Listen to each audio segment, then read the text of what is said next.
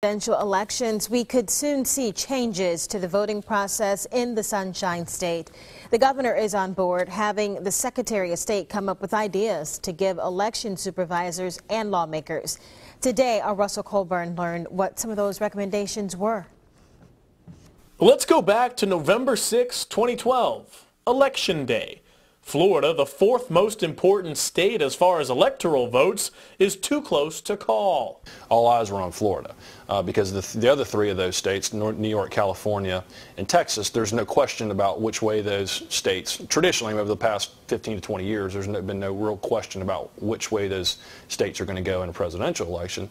We are the epitome of a swing state. But last year and the presidential election before, Florida has been more of a swing and miss state. It wasn't until days after Republican candidate Mitt Romney's concession to President Barack Obama that the nation learned her 29 electoral votes would go to the president. Florida, is on the map because of past experiences. So anything that happens in Florida gets magnified. Nobody wants to have Florida as the butt of jokes on late night TV. David Stafford, Escambia County's supervisor of elections, agrees with Governor Rick Scott and many lawmakers. Election changes are needed. The governor's office told the Secretary of State to come up with this 12-page recommendations report to give to the local supervisors.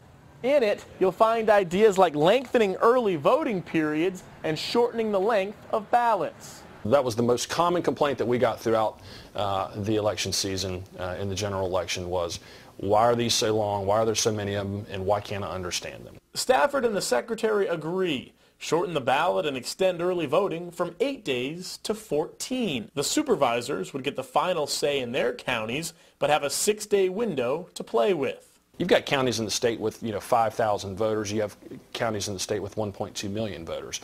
So in an election where the smaller counties can have plenty of early voting in 8 days, that needs to be balanced out with the counties that need every second of every day. Secretary Ken Detzner also requested more places where people can early vote, citing civic centers and stadiums as possible locations to make the process easier. To Stafford, it's a long-awaited start. I think that we're headed in the right direction.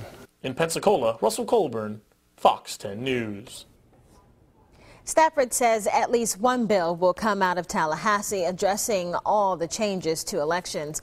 That's expected at the 60-day legislative session in March.